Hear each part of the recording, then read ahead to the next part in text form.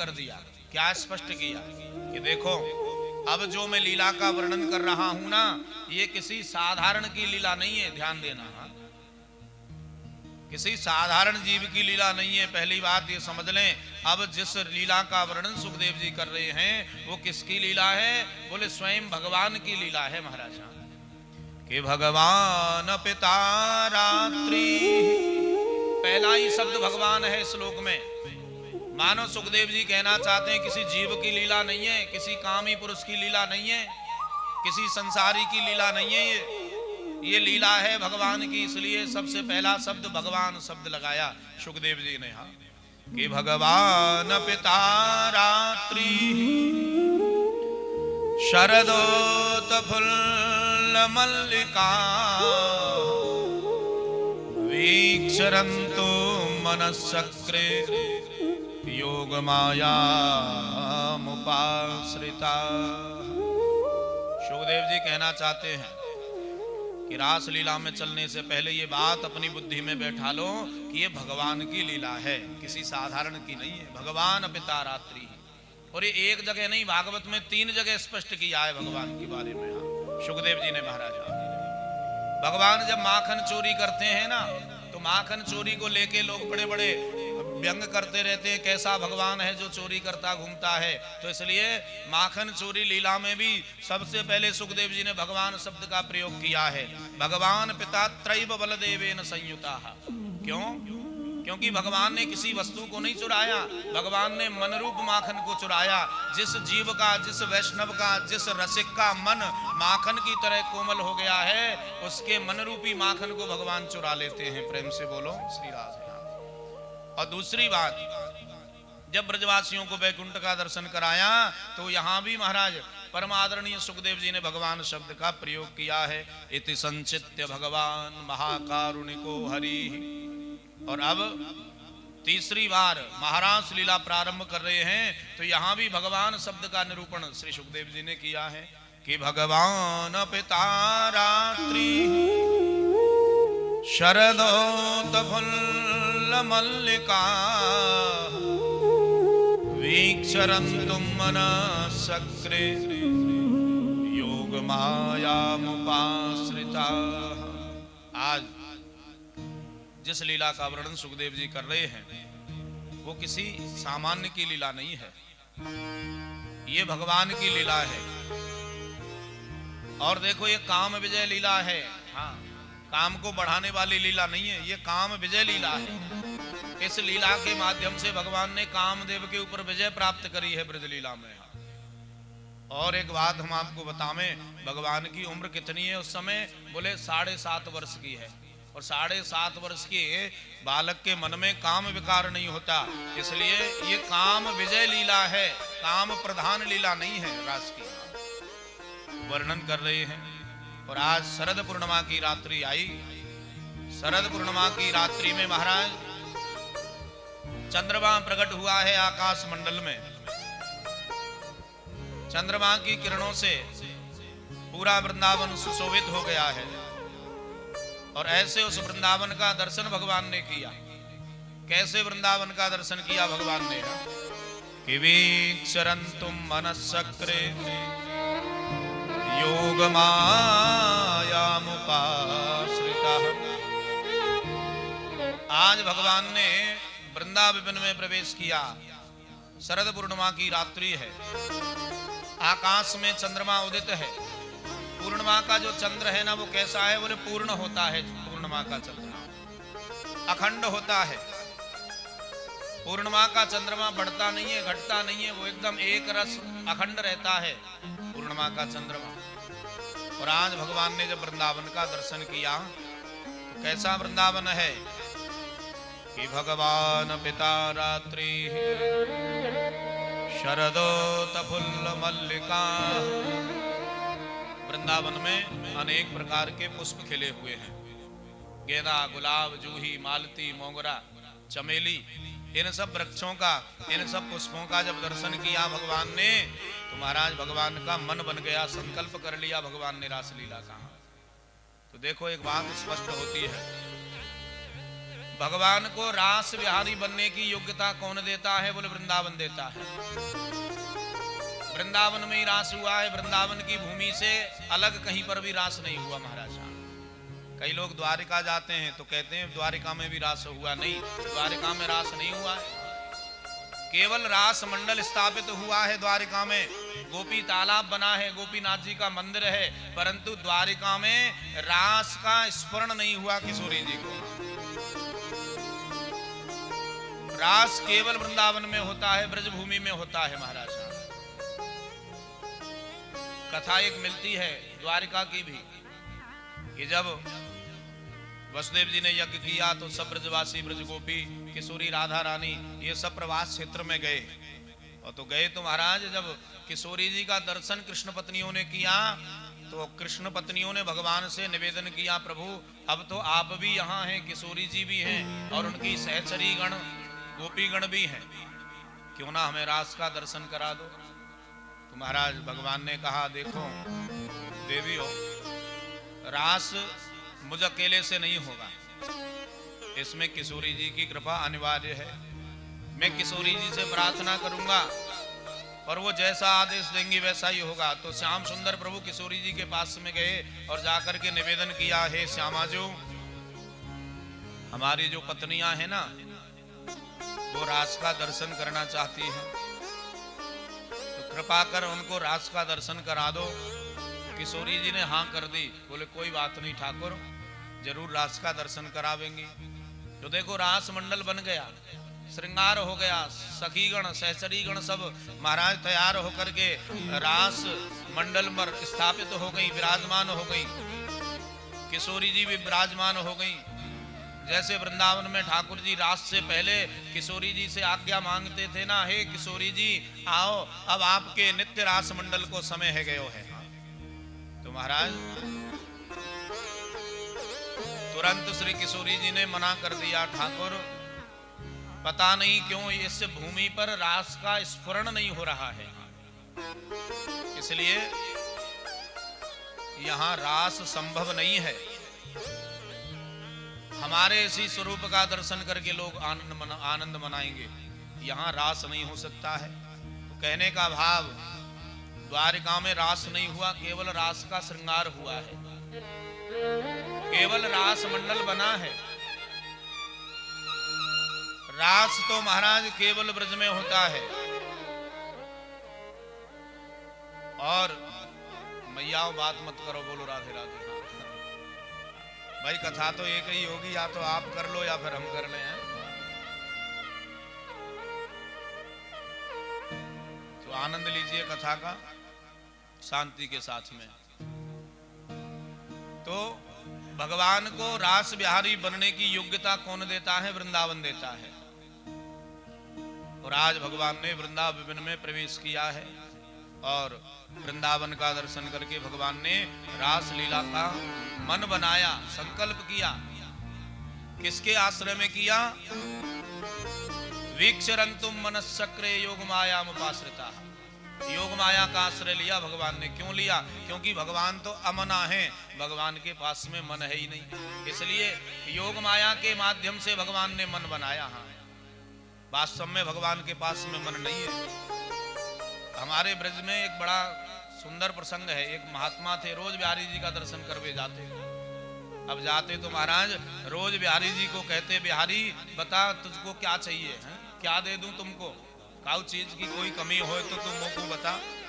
अब बिहारी जी तो रोज मुस्कुरा देते, अरे ये कैसा पागल भक्त है, दुनिया तो मुझसे मांगने आती है और ये मुझको देने के लिए आता है रोज। हाँ, बिहारी जी मुस्कुरा जाते। बाबा का नित्य का क्रम यही, आए मंदिर में, हाथ जोड़े और तुरंत धीरे से कहते, लाला काउ चीज की कमी तो ना है, अगर हो तो बता दीजिए, मैं कल ले आऊंगा। बोलो राधे राधे। अब एक दिन बिहारी जी से नहीं रुका गया, बाबा और तो मेरे पास में काउ चीज की कमी ना है, परंतु मेरे पास में एक चीज की कमी है। बोले कहाँ? बोले जल्दी बता, मैं लेकर के आऊंगा। तो महाराज बिहारी जी ने कहा, बाबा मेरे पास में मन ना है, तुम अपनो मन मोह दे दो। अब तो बाबा ने कहा, तुम्हारो मन कहाँ गयो? बोले बाबा मेरो मन चोरी है गयो। बोले चोरी है गयो तो महाराज बिहारी जी को धमकाने लगे महात्मा, अरे तू बड़ो लापरवाह है गयो है, अरे मन चोरी है गयो, ये कोई छोटी मोटी बात है, बता मैं जरूर ढूंढ करके लाऊंगो तेरे मन को, बता मन कौन ले गयो है, कछु पतो है। तो बिहारी जी ने कहा बाबा मैं जानता हूँ मेरा मन कौन ले गया है, मेरे मन को आभीर कंका यानी श्री किशोरी जी चुरा करके ले गई हैं, और मैं भी चाहता हूँ कि मेरा मन अब किशोरी जी में ही रहे, वहां से वापस नहीं आए। तो ठाकुर जी के पास में मन नहीं है महाराज। आज योग माया का आश्रय किया भगवान ने, और योग माया क्या है भगवान की, योग मायाम श्री राधाम उपाश्रिता, भगवान की योग माया है श्री किशोरी जी महाराज। किशोरी जी का आश्रय लिया, यानी इसका भाव क्या है, बिना किशोरी कृपा के ठाकुर जी को भी रास में प्रवेश नहीं मिल सकता। प्रेम से बोलो श्री राधा। फिर हमारी आपकी तो महाराज गिनती क्या है, जो स्वयं जगत का आधार है, जो अखिल ब्रह्मांडों का नायक है, जो भगवान श्री कृष्ण ब्रजवासियों को आनंदित करने के लिए आते हैं, वो भी बिना किशोरी कृपा के महाराज में प्रवेश नहीं कर सकते। आज मन बनाया, और मन बनाया तो महाराज कैसा वृंदावन है कि वृंदावनम वीक्षरन्तु मनस्सक्रे। आज चंद्रमा उदित हुआ है, और चंद्रमा जैसे ही उदय हुआ ना, चंद्रमा के उदय होने पर पूर्व दिशा एकदम लाल हो गई है, एकदम लाल हो गई महाराज। कि तड़ोडुराज ककुवः करैर्मुखम् प्राच्या विलिम्पन्न रुणेन सन्तमयी साचर्षणीनाम् उद्गाच्छुचो मृजन् प्रियः प्रियाया इव दीर्घ दर्शना। आज चंद्रमा उदित हुआ। चंद्रमा जब उदय होता है तो पूर्व दिशा लाल हो जाती है। कैसे लाल हो जाती है, जैसे किसी परदेश, किसी प्रियतमा का परदेश गया हुआ पति एकदम से अचानक आ जाए तो कितनी प्रसन्न होती है, और इतनी प्रसन्न होती है कि प्रसन्नता के कारण उसका मुंह लाल हो जाता है। मानो ऐसे ही चंद्रमा को देख करके पूर्व दिशा महाराज लाल हो गई है। और इधर में ठाकुर जी ने वर्णन किया वो चंद्रमा कैसा है। वो चंद्रमा अखंड मंडल है, कभी बढ़ता नहीं कभी घटता नहीं है। ये वृंदावन का चंद्रमा है, संसार का चंद्रमा नहीं है। संसार में सभी वस्तु जो हैं प्राकृतिक हैं, परंतु वृंदावन में जितनी भी वस्तुएं हैं वो सब अप्राकृत हैं महाराज। वहां संसार से कोई मतलब नहीं है। सुखदेव जी ने बड़ा अद्भुत वर्णन किया है महाराज की लीला का। दृष्टवा कुमुदवंतम अखंड मंडलम रमाननाभम नवकुंकमारुणम। वृंदावन का वो चंद्रमा कैसा है, वो अखंड मंडल है। अब देखो चंद्रमा तो अखंड मंडल नहीं होता भाई, चंद्रमा तो घटता भी है बढ़ता भी है। फिर सुखदेव जी ने अखंड मंडल क्यों कहा? अखंड मंडल इसलिए कहा कि वृंदावन में कोई भी वस्तु सांसारिक नहीं है, लौकिक नहीं है, सब अलौकिक है महाराज। वृंदावन का चंद्रमा एक रस रहता है, वृंदावन का चंद्रमा अखंड है, ना बढ़ता है ना घटता है। इसका एक प्रसंग मिलता है महाराज टटिया स्थान के महंत जी थे भगवान दास जी महाराज। एक बार शरद पूर्णिमा का दिन था, वृंदावन के सभी मंदिर बंद थे, परंतु टटिया स्थान का मंदिर खुला था। संत लोग बैठे थे, समाज गायन हो रहा था। तो इतने में कुछ साधु स्वामी जी का दर्शन करने के लिए आ गए। तो देख करके आश्चर्य किया साधुओं ने, बाबा आप शास्त्र की मर्यादा का उल्लंघन कर रहे हो, चंद्र ग्रहण है, आज पूर्णिमा का दिन है, सारे मंदिर बंद हैं और तुमने मंदिर खोल रखा है। तो बाबा ने निवेदन किया, भैया किस चंद्रमा में ग्रहण है देखो तो सही। जैसे ही आकाश में देखा तो चंद्रमा में कोई ग्रहण नहीं था। दौड़ करके साधु स्थान से आश्रम से बाहर आए, बाहर आकर के देखा तो चंद्रमा में ग्रहण लग रहा है। आश्रम के अंदर जाकर के देखते हैं तो चंद्रमा में कोई ग्रहण नहीं है। समझ गए कि स्वामी जी की पुष्ट भावना का प्रताप है। और उसी दिन से महाराज स्वामी जी ने कहा कि देखो वृंदावन में कभी भी चंद्रमा में ग्रहण नहीं लगता। क्यों? क्योंकि वृंदावन का चंद्रमा कौन है? अरे भैया वृंदावन की चंद्रमा तो श्री किशोरी जी हैं, बोलो राधे राधे।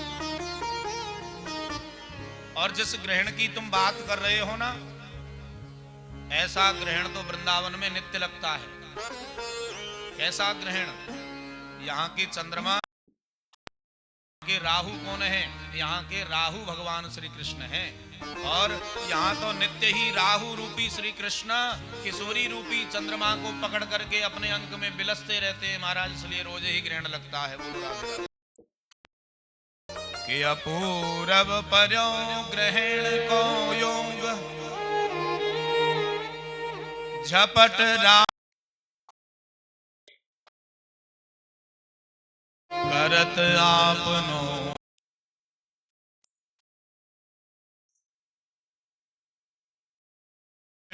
को योग। स्वामी श्री भगवत सिंहदेव जी की वाणी है कि यहाँ नित्य ही ग्रहण लगता है।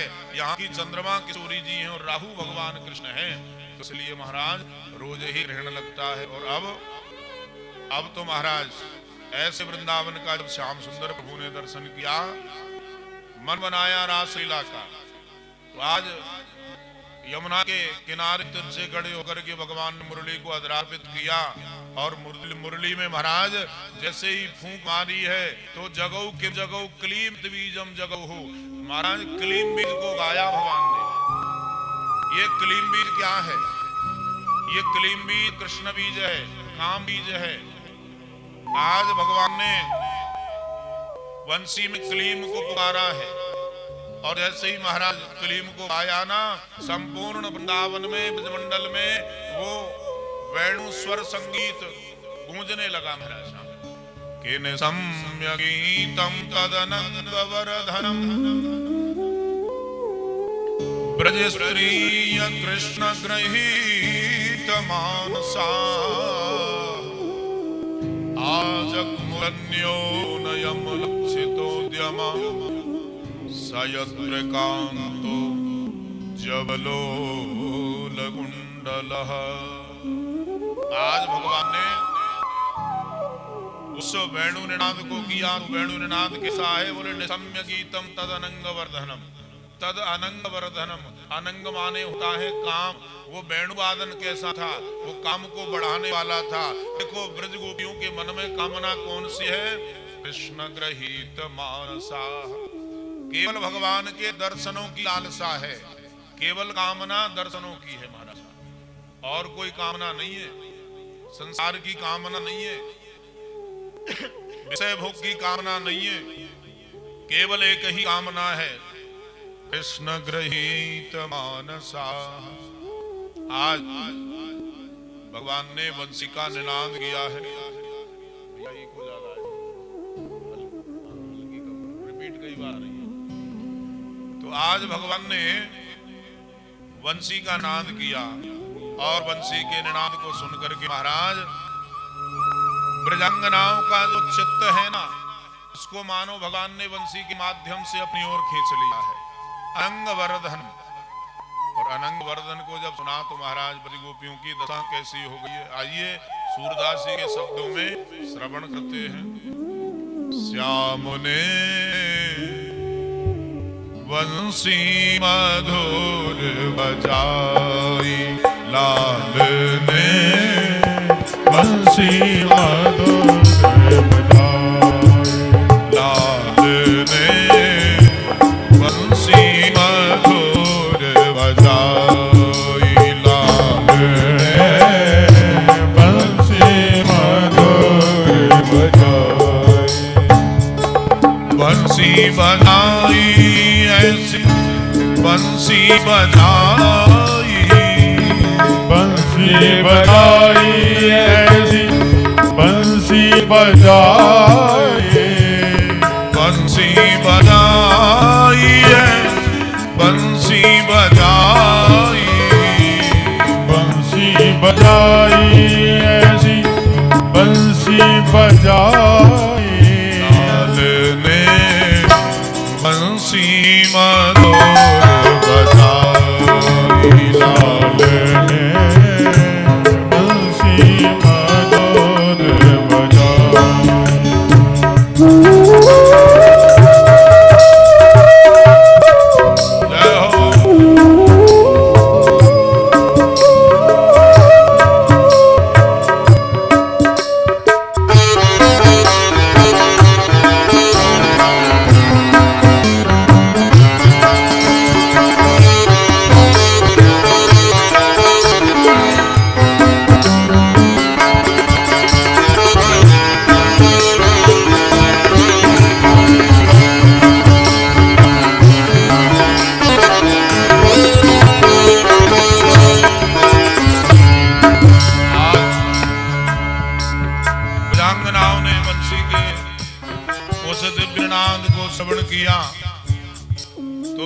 गोपिकाओं की दशा कैसी हो गई। एक गोपी अपने ससुर को भोजन करा रही थी।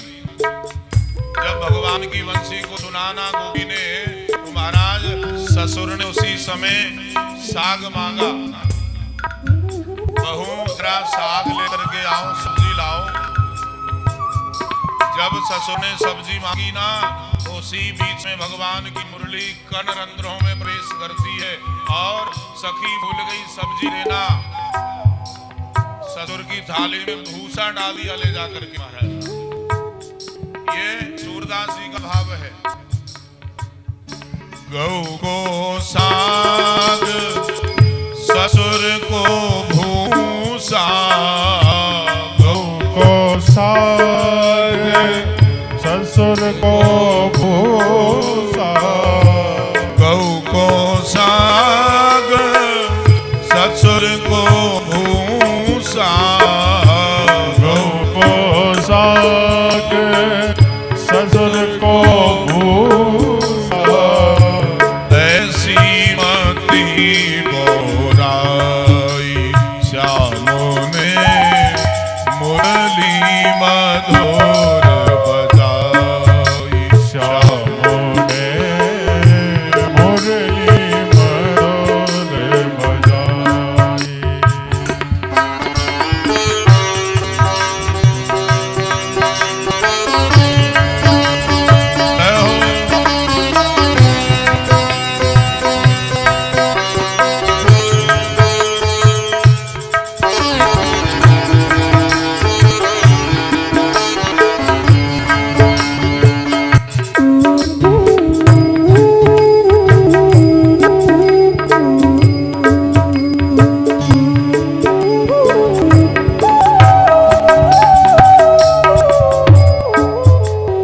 गायों ने मुरली के ऋणांत को श्रवण किया तो गाय जो है वो चारा खाना भूल गई।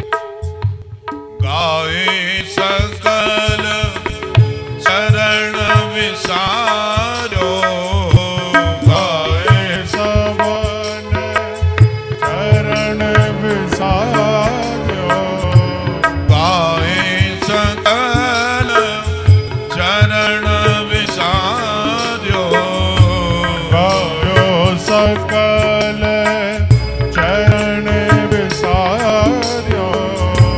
ठाणी श्रवण लगाई श्यामो ने मुरली मधुर बजाई, श्यामो ने मुरली मधुर बजाई। लाल ने मुरली मधुर बजाई, श्यामो ने मुरली मधुर बजाई। मुरली बजाई ऐसी मुरली बजाई, मुरली बजाई ऐसी मुरली बजाई, मुरली बजाई ऐसी मुरली बजाई, मुरली बजाई ऐसी मुरली बजाई। लाल ने मुरली मधुर बजाई, लाल ने मुरली ऐसे बजाई। लाल ने मुरली मधुर बजाई, लाल ने मुरली मधुर बजाई। आज भगवान ने मुरली का निनाद प्रारंभ किया और आज वीरांगनाओं ने भगवान की मुरली को सुना है। कोई गोपी श्रृंगार कर रही थी और जहां भगवान की मुरली को सुना तो उल्टा सीधा श्रृंगार करके दौड़ने लगी महाराज। एक गोपी वस्त्र पहन रही थी, उल्टे सीधे महाराज वस्त्र पहन लिए और उल्टे सीधे वस्त्र पहन करके भगवान से मिलने के लिए दौड़ने लगी है। एक गोपी महाराज भगवान के मुरलीनाद को सुनकर के जैसे ही दौड़ने लगी ना, तो तुरंत महाराज पति ने आकर के हाथ पकड़ लिया। कहाँ जा रही हो, रात्रि का समय है। गोपी बार बार कहने लगी छोड़ो मेरा हाथ, मेरा गोविंद मुझको बुला रहा है। बोले नहीं जाओगे तो महाराज अंदर कमरे में बंद कर दिया, बाहर से कुंडी बंद कर दी महाराज। पर देखो सुखदेव जी कितना सुंदर वर्णन कर रही है। राजन अंदर कमरे में बंद कर दिया, और उस कमरे में से इतनी जगह नहीं थी कि कोई पंछी भी निकल सके महाराज। कुंडी बंद है बाहर से, इतनी भी जगह नहीं है कि कोई पंछी निकल करके उड़ जाए। तो महाराज पता है क्या किया, इस गोपी ने प्राणायाम लगाया, और प्राणायाम के माध्यम से सबसे पहले मन से भगवान के पास में पहुंच गई। शरीर वहीं पड़ा रह गया महाराज। ऐसी प्रजांगनाएं भगवान से मिलने के लिए दौड़ रही है। ये गोपी कौन है? स्वयं सिद्धा, साधन सिद्धा, नाग कन्या, ऋषि कन्या, ये सब महाराज ब्रज में गोपी बनकर के आई है। और तो और दंडकारण्य के संत जो है ना, वो ब्रज में गोपी बनकर के आई। जब जानकी जी राम जी के चरणों की सेवा करती ना, सेवा करते हुए जब संत देखते तो मन में भाव आ गया कि ऐसा कोई दिन होगा कि हम भी भगवान की प्रेयसी बनकर के भगवान के चरणों की सेवा करें। राम जी ने कहा कृष्णावतार में तुम सबको महाराज सेवा प्राप्त होगी। बोलो राधे राधे। इसलिए सब ब्रज में गोपी बनकर के आए हैं। और आज महाराज सभी गोपियां महाराज आने लगी, और आने लगी तो महाराज आज भगवान ने मुरली को बजाना बंद कर दिया है। अब भगवान देखा सामने से हजारों गोपियां, बगल में से हजारों, चारों दिशाओं में से गोपियों का वृंद चला रहा है, और गोपियों का वृंद आ रहा है। तो महाराज उस समय भगवान ने स्वागत किया ब्राह्मणों का, और स्वागत किया है तो पता है क्या, काम के ऊपर भगवान ने पहले ही विजय प्राप्त कर ली। महाराज तो बाद में होगा। जब भगवान ने बंसी बजाई थी ना, उसी समय कामदेव आकर के खड़ा हो गया भगवान के सामने। भगवान ने कहा कौन हो तुम? बोले महाराज मेरा नाम कामदेव है। कामदेव है, और मैं तुमसे युद्ध करने के लिए आया हूं, नारद जी ने भेजा है। बोले अच्छा, नारद जी ने भेजा है तो हम जरूर युद्ध करेंगे। भगवान ने कहा कौन सा युद्ध करोगे, किले का कि मैदान का? तो महाराज कामदेव ने कहा दोनों में अंतर बताओ। भगवान ने कहा किले का युद्ध वह है कि समाधि लगा करके बैठ जाऊंगा और तुम अपने प्रहार मेरे ऊपर करना। बोले ये तो मैं कर चुका हूँ शिवावतार में, जल करके भस्म भी हो गया था। तो मैदान का युद्ध क्या है? तो भगवान ने कहा मैदान का युद्ध ये है कि हजारों लाखों गोपरमणियों के संग में मैं नाचूंगा, गाऊंगा, रासलीला करूंगा, तुम तब मेरे ऊपर अपना आक्रमण करना। बोले महाराज यही ठीक है। तो भगवान ने कहा कोई बात नहीं, अब सावधान हो जाओ। तो सुखदेव जी महाराज वर्णन कर रहे हैं कि तासाम आविर्भूचौरे स्मयमान मुखाम्बुजः पीताम्बरधरस्त्रकवी साक्षान् मन्मथा। भगवान ने कहा ठीक है युद्ध करने के लिए सावधान हो जाओ। तो देखो युद्ध से पहले क्या होता है, शंख बजाया जाता है, परंतु यहाँ शंख तो नहीं, भगवान की बंसी है। और भगवान ने बंसी बजाई, और बंसी बजाई तो भगवान की बंसी को सुनकर के कामदेव मूर्छित होकर के गिर पड़ा महाराज। भगवान को हंसी आ गई, अरे जो युद्ध के बाजे कोई सुन के गिर जाए वो भला क्या युद्ध करेगा। बोलो राधे राधे।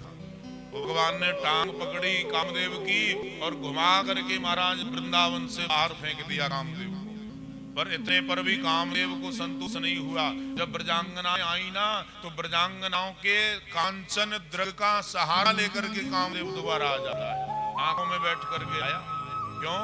क्योंकि काम जीव के हृदय में दो ही रास्तों से प्रवेश करता है, या तो कानों से या नेत्रों से। प्रेम से बोलो। आज कांचन द्रग का सहारा लेकर के आया। भगवान ने देखा हजारों गोपियां चली आ रही हैं महाराज, अब क्या करूं? तो महाराज भगवान ने सुंदर गोपियों का स्वागत किया है कि स्वागतम वो महाभाग प्रियम किम कर्माणि वा ब्रजस्या नामयम् कश्चित् ब्रूतागमन कारणम। भगवान समझ गए कि इन गोपियों के नैनों में कामदेव बैठ करके आया है, तो भगवान ने लीला करी। क्या? देवियों, आप आई हो इसलिए मैं आपका स्वागत कर रहा हूं, परंतु क्या करने के लिए आई हो? क्या करने के लिए आई हो? कि स्वागतम वो महाभाग प्रियम किम कर्माणि वा। देवियों, आप आई हो इसलिए मैं स्वागत कर रहा हूं, परंतु प्रियम किम कर्माणि वा, क्या करने के लिए आई हो? कि ब्रजस्यानामयं कस्य ब्रूतागमन कारणम। देवियों, देखो तुम बामा हो और ये वन है। रात्रि के समय वन में बामाओं को घूमना इस तरह से शोभा नहीं देता है। जाओ, लौट करके चली जाओ। देवियों, रजन्य सा घोर रूपा घोर सत्व ने सेवता प्रदियात ब्रजम नेह स्थेयं स्त्रीवी ही सुमध्यमा। देवियों, आप जाइए। पर वास्तव में भगवान कहना क्या चाहते हैं? ऊपर से यदि हम इस श्लोक का अर्थ करेंगे तो रजन्य सा घोर रूपा। देवियों, ये जो रात्रि है कैसी है? घोर रूपा है। घोर सत्व ने सेविता, ये जंगल भी घोर रूपा है। परंतु महाराज वल्लभाचार्य जी ने बड़ा प्यारा अर्थ किया है। श्लोक तो है रजन्य सा घोर रूपा घोर सत्व सेविता, परंतु हमारे आचार्यों ने बड़ा सुंदर अर्थ किया। क्या? कि रजनी ऐसा घोर रूपा घोर सत्व न सेविता प्रतियात ना ब्रजम। मानो भगवान कहना चाहते हैं, देवियों, प्रतियात ना ब्रजम, अब तुम आ गई हो तो लौट करके मत जाना ब्रज में। क्यों? क्योंकि इह स्तेयम स्त्रीवी ही सुमध्यमा। अब तुम आ गई हो तो अब हम तुम्हारे साथ में रास लीला करेंगे महाराज। परंतु ऊपर से भगवान कह रहे हैं, क्या करने के लिए आई हो? अब देखो, गोपियां उदास हो गई, नेत्रों से अश्रु आने लगे, शरीर महाराज कांपने लगा। अब हम इनको क्या कहें? अरे पहले तो हम बुलाया बंसी बजा करके, और जब इनके बुलाने पर हम आ गई तो अब हमको पूछ रहे हैं क्या करने के लिए आई हो। आखिर अब हम क्या जवाब दें इनको? और देखो, ये बात भी अच्छी नहीं है। आप किसी ब्राह्मण को निमंत्रण दे दो कि पंडित जी कल 10 बजे भोजन करने आ जाना, और पंडित जी ठीक 10 बजे घर पहुंच जाएं, और जैसे ही बेल बजावे पंडित जी और अंदर से आवाज आए, पंडित जी क्या करने आए हो, तुम्हारा कैसा लगेगा? ऐसे ही मानो भगवान कह रहे हैं, पहले तो हमको बुलाया और जब हम अपना सर्व का त्याग करके आपकी शरण में आ गई हैं तो हमको पूछ रहे हो प्रियम किम कर्माणि वा, क्या करने के लिए आई? अब हम क्या जवाब दें? तो रोने लगी, और रोने लगी तो महाराज एक एक चेष्टा का वर्णन सुखदेव जी ने भागवत जी में किया है। गोपियों की एक एक क्रिया का वर्णन भागवत जी में आचार्य सुखदेव ने किया है। आज ब्रजांगनाएं रोने लगी, आंखों में आंसू आ गए। अब हम क्या कहें इनको, क्यों आई हैं? और सुखदेव जी वर्णन कर रहे हैं, कृत्वा मुखान्यवसुचः स्वसनेन सुस्या बिम्बाधराणि चरणेन भुवन् लिखन्त्यः अस्त्रैरुपात्मसवे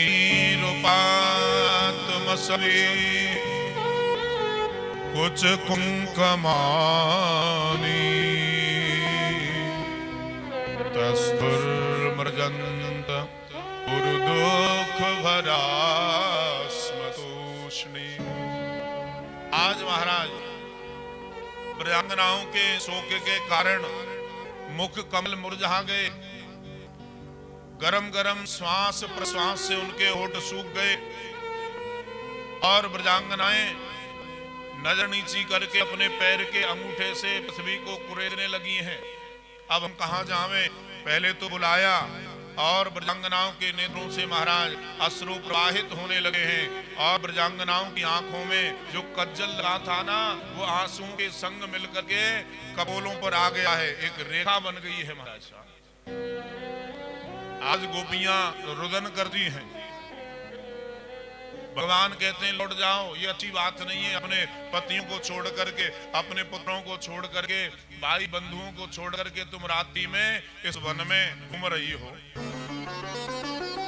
अधर क्यों सूखे? अधर सूखने का भाव क्या है? मानो मूक विरह की भाषा में गोपियां कह रही हैं, गोविंद अभी तो आपके वियोग में केवल हमारे अधर सूखे हैं, यदि आपने हमारा त्याग किया ना तो हम पूरी की पूरी सूख जाएंगे। चरणेन भुवम लिखन्त्यः, पैर के अंगूठे से पृथ्वी को खोद रही हैं। इसका भाव क्या है? भागवतकार कहते हैं इसका भाव है मानो ब्रजांगनाएं अंगूठे से पृथ्वी को कुरेद करके पृथ्वी को निवेदन कर रही हैं, हे माँ जैसे आपने अपने अंदर जानकी जी को समाहित कर लिया वैसे ही हमको भी समाहित कर लो। क्यों कर लो? क्योंकि गोविंद हमारा त्याग कर रही है। नेत्रों से अविरल अश्रुधारा बह रही है। इसका भाव क्या है? मानो गोपियां कहना चाहती हैं, गोविंद अभी आपके वियोग में हमारे नेत्रों से आंसुओं की धार बह रही है, परंतु आपने हमारा त्याग किया ना तो इन्हीं आंसुओं से एक प्रबल बाढ़ उत्पन्न हो जाएगी, उसमें संपूर्ण ब्रजमंडल डूब करके नष्ट हो जाएगा। अब आप कहेंगे क्या ऐसा हो सकता है? क्या ऐसा भी प्रेम होता है कि आंसुओं से बाढ़ आ जाए? तो भैया इसमें कोई आश्चर्य नहीं है, ये दिव्य प्रेम की गाथा है, ये भगवान के प्रेम की गाथा है और भगवान के प्रेम में कुछ भी हो सकता है।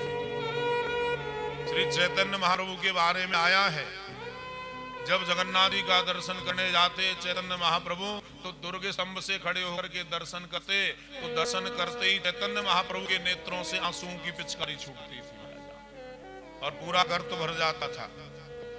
आपने राम कथा में परसों श्रवण किया, निषाद राज गोहू, जब महाराज राम जी के वियोग में निषाद राज के नेत्रों से आंसू आना बंद हो गए, आंसू सूख गए, तो राम जी के प्रेम में निषाद राज के नेत्रों से रक्त की धारा प्रवाहित होने लगी। इसलिए प्रेम के मार्ग में सब कुछ संभव है, कुछ भी हो सकता है। और वहां वाणी भी है प्रियादास जी की, पाछे बहे लहू धार है। ये भगवान की परम प्रेमनी गोपियां हैं, आज रो रही हैं महाराज। अस्त्रैरुपात्मसवे कुछ कुंकमाने, नेत्रों से अश्रु गिरने लगे। जो काजल लगाया था ना वो काजल भी बह करके कपलों पर आ गया, एक धारा बन गई है। इस धारा का भाव क्या है? मानो गोपियां कहना चाहती हैं, गोविंद धारा तो बन चुकी है, अब केवल आरा चलाने की देर है। आप आरा चलवा दीजिए ताकि हम खंड खंड हो जाएं, परंतु हम छोड़ करके जाएंगी नहीं। मैवं विभोरहति भगवान गदितं रसंसं संतज्य सर्व विषयांस्तव पादमूलम् भक्त्वा भजस्व दुर्वागृहमात्यजास्मान् देवो यथादिपुरुषो भजते मुमुक्षुं। हे गोविंद आप हमारा त्याग न करिए, हम अपने लोक के सभी धर्मों का त्याग करके आई हैं, इसे आप हमारा त्याग न करिए। और प्रभु आपने ही तो कहा है, सर्वधर्मान परित्यज्य मामेकं शरणं व्रजः, एक केवल मेरी शरण में आ जाओ। और जब हम आ गई हैं तो आज आप हमारा त्याग कर रहे हो। भगवान ने बहुत उपदेश दिया, परंतु ब्रज गोपियां नहीं मानती हैं महाराज, और भगवान प्रसन्न होते हैं तो महाराज सुंदर रास लीला प्रारंभ हो गई है। आज भगवान ब्राह्मणाओं के साथ में यमुना के पुल पर नाचने लगे हैं महाराज। वास्तव में महाराज की कथा क्या है? ये काम लीला नहीं है, ये काम विजयी लीला है। ये जीव और शिव के एकता की कथा है। ये कथा बड़ी दिव्य है महाराज। आज महाराज यमुना के पुल पर प्रवेश करके महाराज भगवान गोपियों के संग में नाच रहे हैं। महाराज लीला प्रारंभ हो गई महाराज। कि लाल लटकंता यौवनवंता खेल रास अनंता यमुना तीर भीर युवतिन के हे राधिका कंता। आज भगवान नाचने लगे और भगवान नाचने लगे ना तो महाराज बड़ी द्रुतगति से भगवान नृत्य कर रहे हैं। एक एक श्लोक में कई कई चेष्टाओं का वर्णन सुखदेव जी ने किया है। बाहु प्रसार परिरंभ कराल कोरु निवेशनाल भंडर्म नखाग्रपातई श्वेलावलोक हसकैर ब्रज सुंदरीणा उत्तम भयन रतिपतिम रमयान चकार। आज भगवान जब नाचने लगे ना तो गोपियों के मन में आ गया कि हम सबसे श्रेष्ठ हैं, इसलिए भगवान हमारे संग में नाच रहे हैं। हमने वस्त्र बहुत सुंदर पहने हैं, इसलिए भगवान हमारे संग में रास लीला कर रहे हैं। महाराज देखो, जहां भगवान का सामीप्य जीव को प्राप्त होता है वहां जीव भगवान को भूल करके यदि संसार के वस्त्रों में जाता है ना, क्या होता है, भगवान अंतर ध्यान हो जाते हैं, भगवान वहां से चले जाते हैं। आज महाराज आत्मदृष्टि हो गई ब्रजगोपियों को अपने ऊपर। मैं नित्य हूं, मैं बुद्ध हूं, मैं शुद्ध हूं, मैं ही प्रबुद्ध हूं, इसलिए मानो भगवान छोड़ करके चले गए। क्यों? क्योंकि प्रेम का जो मार्ग है ना, उसमें क्या होता है, प्रेमी का हृदय प्रेमी की याद से भरा रहे। यदि उसमें तीसरे की एंट्री हो जाएगी, हाँ तीसरा आ जाएगा, तो प्रेम का रस भंग हो जाता है। महाराज आज ब्रजांगनाएं रोने लगी हैं, भगवान सबको छोड़ करके अंदर ध्यान हो गए। अब जो धारा बह रही थी वो रुक गई है, जो आनंद आ रहा था वो रुक गया है, जो रास लीला हो रही थी वो भी रुक गई है। भगवान अंदर ध्यान हो गए। अब तो ब्रजांगनाएं रोने लगी महाराज, पुकारने लगी भगवान को उस वृंदावन में, और पुकार नहीं रही, केवल महाराज दौड़ रही है। कभी पीपल को पूछती है, कभी करेल को पूछती है, कभी तुलसी को पूछती है, कभी यमुना को पूछती है, हे कालिंद्री आप तो भगवान के चरणों की प्रेयसी हो, बताओ तुमने श्याम सुंदर प्रभु को कहीं देखा? कभी महाराज पीपल को पूछती है, हे पीपल देव हमने सुना है आपके अंदर नारायण निवास करता है। अरे वो नारायण ही तो कृष्ण बन करके आया है, बताओ मेरा कृष्ण कहाँ है? कभी तुलसी को पूछती है, कच्चित तुलसी कल्याणी गोविंद चरण प्रिय, आप तो भगवान के चरणों की प्रेयसी हो, बताओ क्या आपने हमारे प्रियतम श्याम सुंदर को कहीं देखा है? सुखदेव जी बड़ा सुंदर वर्णन कर रहे हैं। ऐसे ढूंढते ढूंढते ब्रजांगनाएं उस वन उपवनों में ढूंढने लगी, दौड़ने लगी, तो एक गोपी को श्री किशोरी जी के चरण नजर आए महाराज, भगवान के चरणों के साथ। तो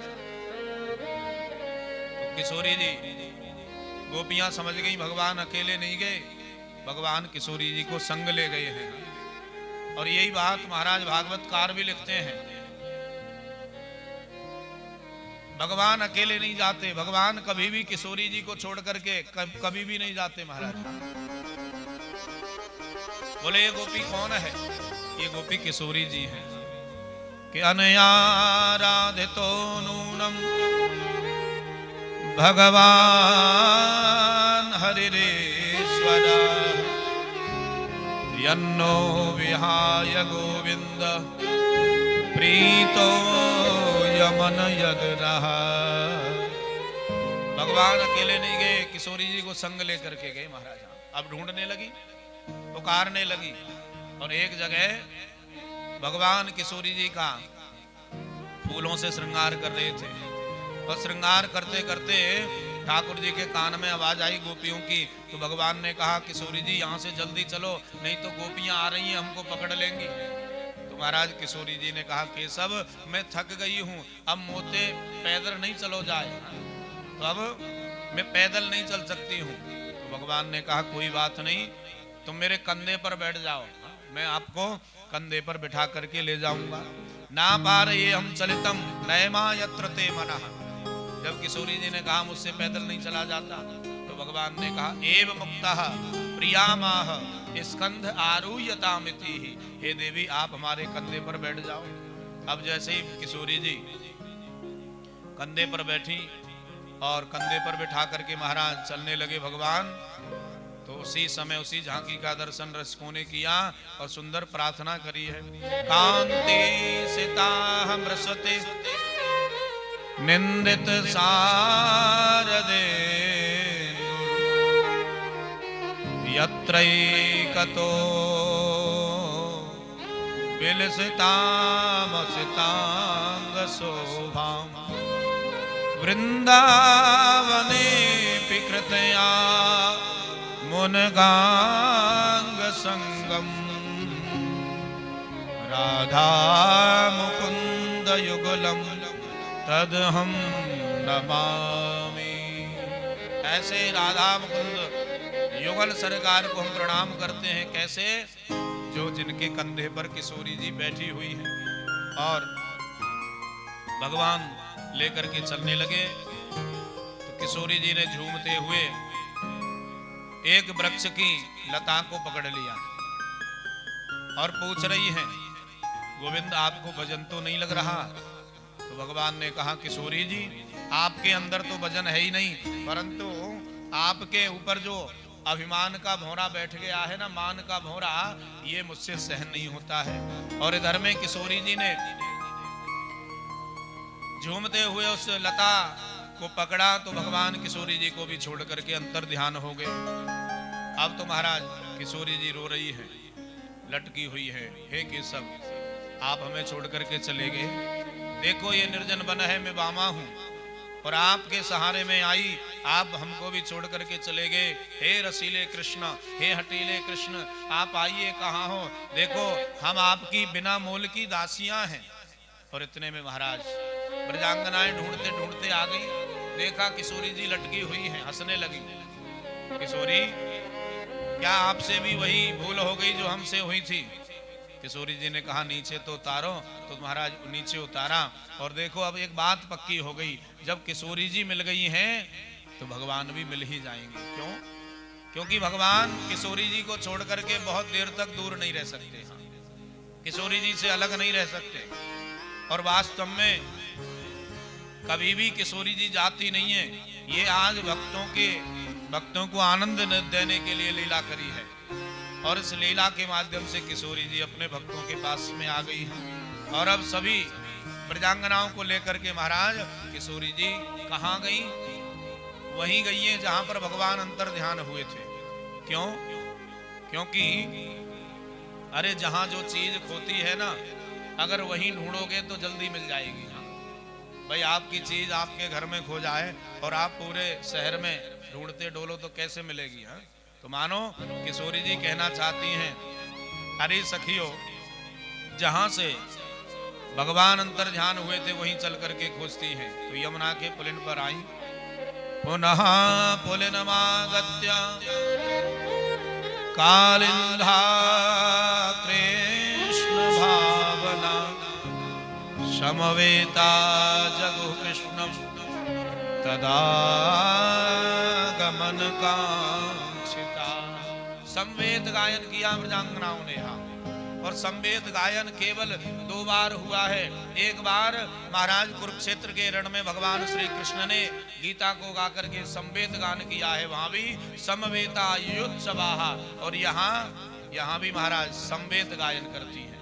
और आज यमुना के किनारे आकर के गोपियां पुकारने लगी भगवान को। पहले ढूंढने पर नहीं मिले तो अब पुकार रही हैं गा करके, और जब गाने पर भी नहीं मिले तो फिर गोपियां रोने लगती हैं। आइए बड़े भाव के साथ में गोपी गीत का पाठ करते हैं। यथामति यथा समय गोपियां महाराज पुकार रही हैं, जयति तेधिकम जन्मना प्रजा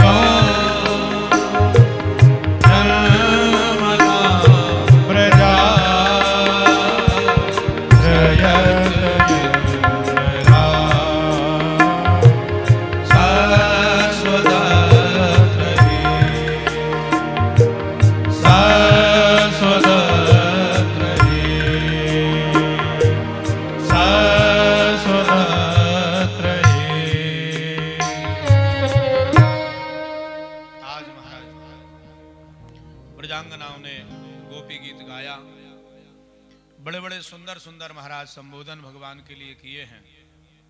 ब्रजांगनाएं कहती हैं, गोविंद जयति तेदिकम जन्मना ब्रजाः।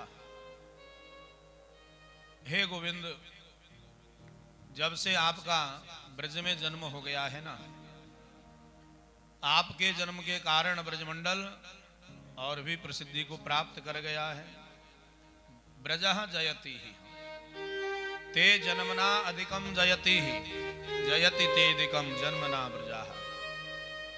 यहां तुम्हारा जन्म हो गया है, तब से ब्रजमंडल और भी विजय बन गया है। हे गोविंद, जब से आपने जन्म लिया है ना, श्रयति इंदिरा सस्वदत्र ही। लक्ष्मी यहाँ शाश्वत भाव से विराजमान होकर के ब्रज की सेवा में लगी हुई है। दयति दृश्यताम। हे गोविंद, आप हमें दर्शन दीजिए, आप हमें दर्शन दीजिए। और गोविंद एक बात बताएं, यदि ऐसे ही हमको तड़पा करके मारना था तो महाराज विष जलापयाद व्याल राक्षसाद, काली दह के विषैले जल से ब्रजवासियों की रक्षा क्यों करी? उस दावानल से हम ब्रजवासियों को क्यों बचाया? और गोविंद देखो, हम आज कितनी व्याकुल हो रही हैं, आप हमें दर्शन दीजिए। नखल गोपिका नंदनो भगवान। गोविंद, हम ये भी जानती हैं कि आप गोपिका नंदन नहीं हो। अगर आप हमारे गोपिका नंदन होते तो हमारी पीड़ा को जरूर अनुभव करते। आप यदुवंशी भी नहीं हो। क्यों? क्योंकि यदुवंशी तो महाराज बड़े दयालु होते हैं, वो किसी के कष्ट को नहीं देख पाते। और आप हमारे कष्ट को देख रहे हो। न खलो बिखिन सार्थ तो विश्वगुप्त है।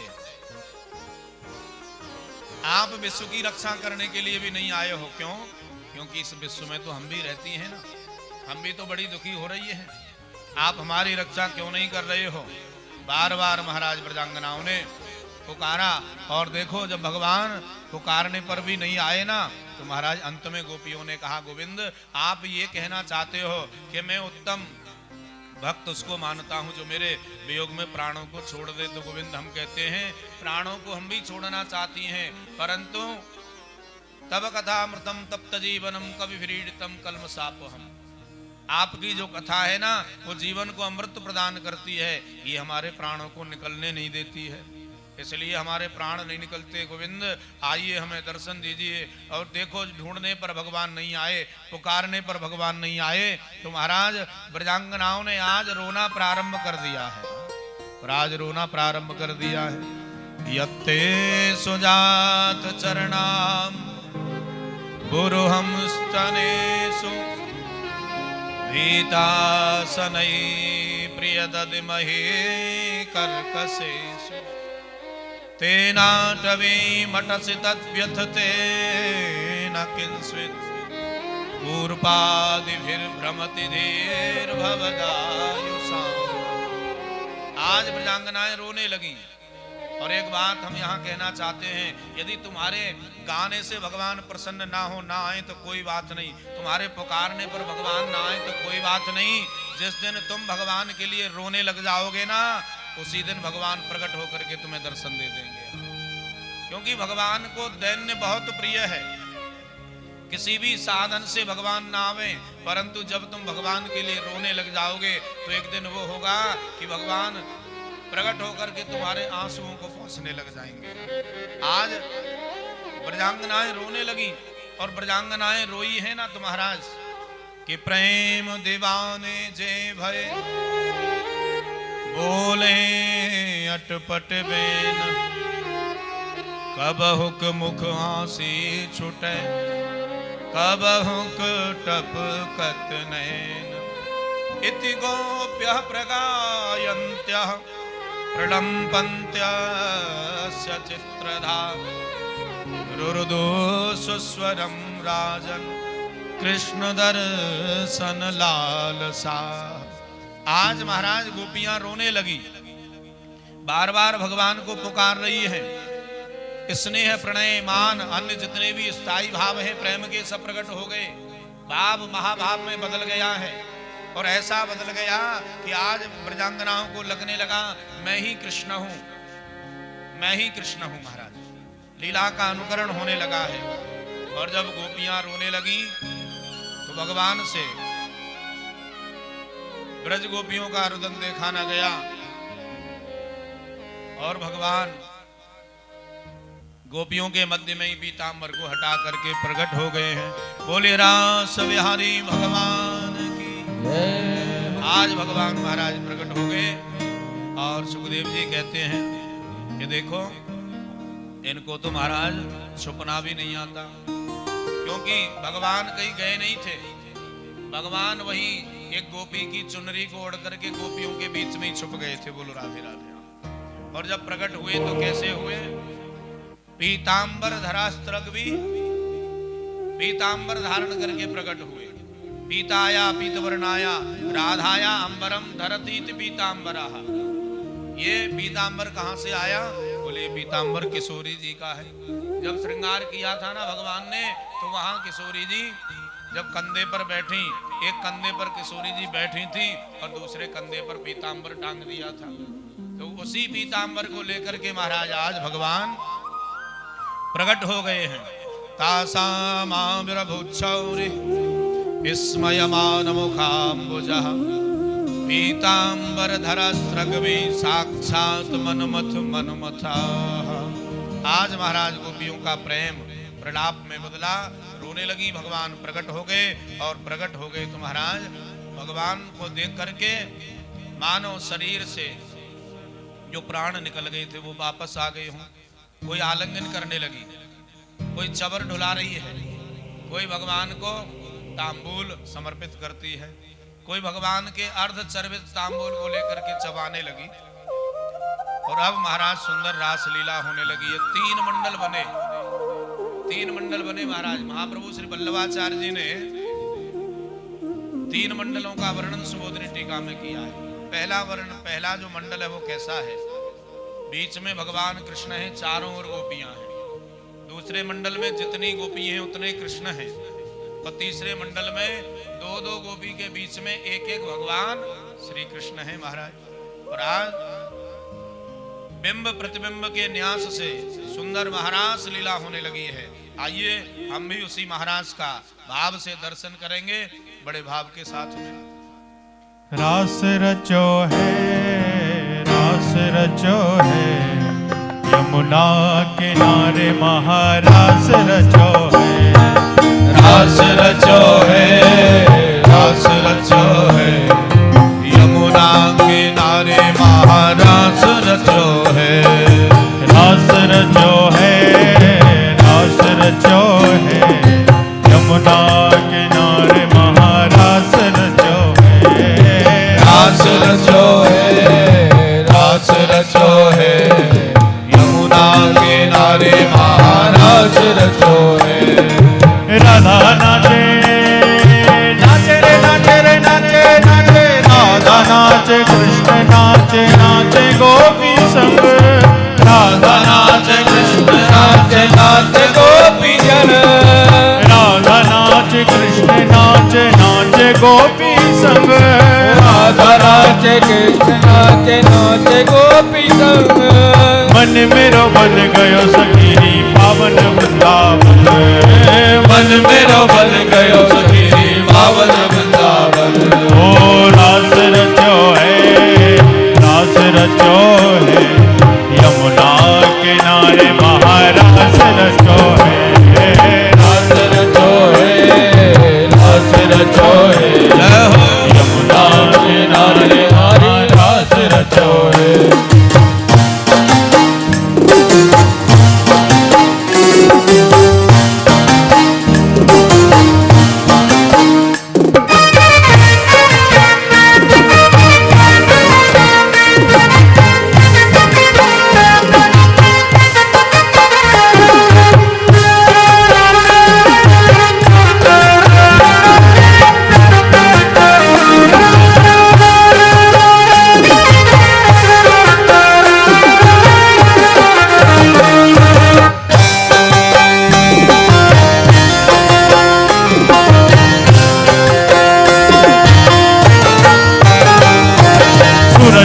नाचे चंदा नाचे नाचे तारा गण सूरज नाचे चंदा नाचे नाचे तारा जन सूरज नाचे चंदा नाचे नाचे तारा गण सूरज नाचे चंदा नाचे नाचे तारा जन मन मेरो बन गयो सखी पावन वृंदावन मन मेरो बन गयो सखी पावन वृंदावन रास रचो है रास रचो है यमुना किनारे महारास रचो है रास रचो है रास रचो है यमुना किनारे महारास रचो है गोकुल में देखो वृंदावन में देखो रे मुरली बाजे रे श्याम संग राधा नाचे रे श्याम संग राधा नाचे ओ श्याम संग राधा नाचे रे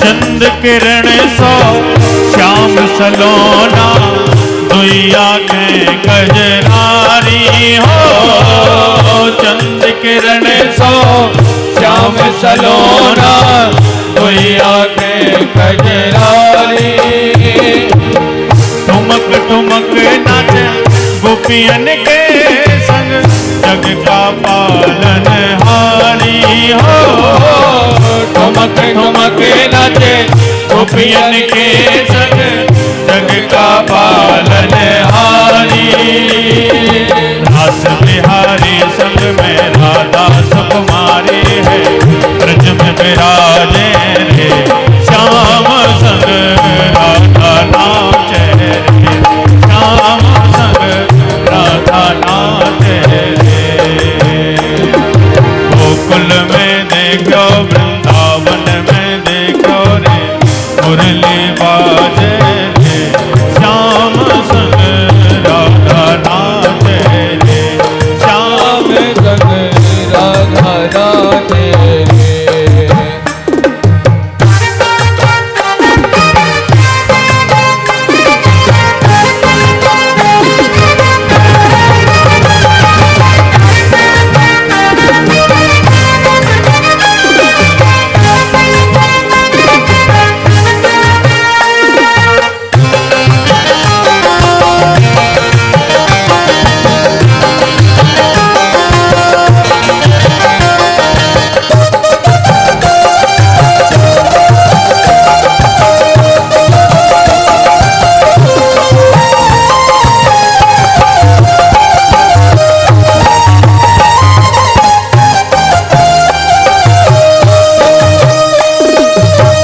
यमुना तट पे बंसी बट में कान्हा रास रचाए हो यमुना तट पे बंसी बट में कान्हा रास रचाए हो यमुना तट पे बंसी बट पे कान्हा रास रचाए हो यमुना तट पे बंसी बट पे कान्हा रास रचाए हो गोपी बन कर शंकर आए गोपेश्वर कहलाए हो गोपी बन कर शंकर आए गोपेश्वर कहलाए डम डम डम डमरू बजे कान्हा की मुरली पे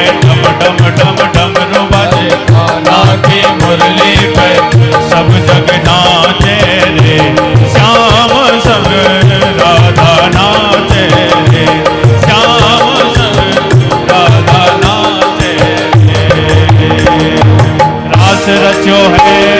रास रचो है यमुना किनारे गाना रास रचो है रास रचो है रास रचो है यमुना किनारे महारास रचो है रास रचो है रास रचो है यमुना किनारे महारास रचो है रास रचो है रास रचो है यमुना किनारे महारास रचो है ओ यमुना किनारे महारास रचो है यमुना किनारे महारास रचो है यमुना किनारे महारास रचो है यमुना किनारे महारास रचो है यमुना किनारे महारास रचो है यमुना किनारे महारास रचो है महारास रचो है महारास रचो है महारास रचो है।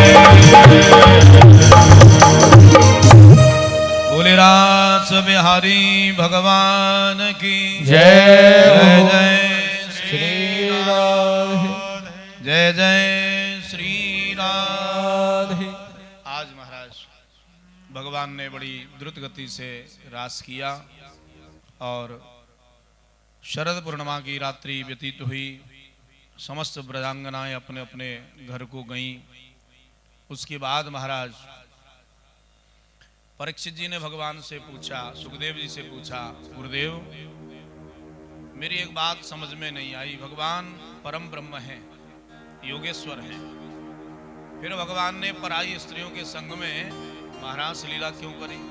तो देखो जब ऐसा पूछा तो महाराज सुखदेव जी को क्रोध आ गया था इस प्रसंग में। राजन, भगवान काली नाग के ऊपर नाचे तब तुमको संशय नहीं हुआ, भगवान ने दावानल पान किया तब संशय नहीं हुआ, भगवान ने गिरिराज जी को उठाया तब भी संशय नहीं हुआ, और जबकि मैंने पहले ही कह चुका हूं कि ये साक्षात भगवान की लीला है, तब भी तुमको संशय हो रहा है। तो देखो राजन, संसार के जितने भी धर्म है ना, वो सब जीव के ऊपर लागू होते हैं, ब्रह्म के ऊपर संसार का कोई भी धर्म लागू नहीं होता है।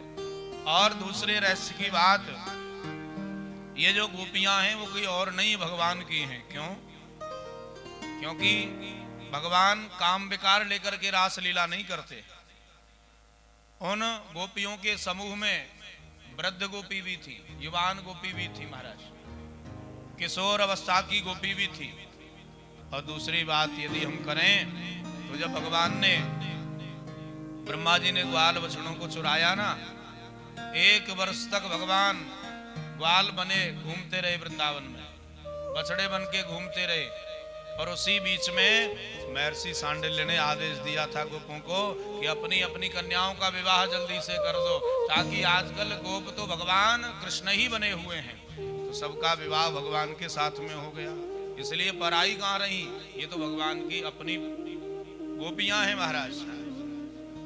तो महाराज भगवान ने रासलीला करी और सब गोपियां अपने अपने घर की ओर प्रस्थान करी। भगवान भी आए, धीरे धीरे वातावरण शांत हुआ। रास के बाद में तो महाराज व्याकुलता और बढ़ने लगी गोपियों की। रात्रि में तो महाराज भगवान रास करते हैं गोपियों के संग में, परंतु पूरे दिन गोपियां कैसे अपना जीवन यापन करती हैं तो महाराज सुखदेव जी बता रहे हैं।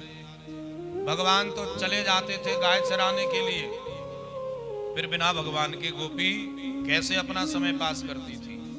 कि वीणाम करे मधुमतिम मधुरस्वराम ताम आधाय नागर शिरोमणि भावलीलाम गायन्त अहो दिनम पारमिवाश्रुवर्षैर्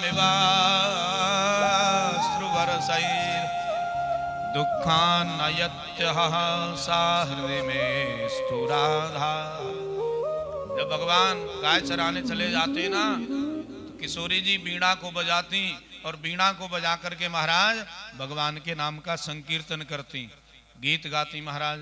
ऐसे किशोरी जी का समय पास होता, ब्रजांगनाओं का समय पास होता। परम आदरणीय सुखदेव स्वामी यह प्रसंग को बदल रहे हैं। सब ब्रज में आनंदित हो रहे हैं भगवान का दर्शन प्राप्त करके। और महाराज एक दिन की बात है, नारद जी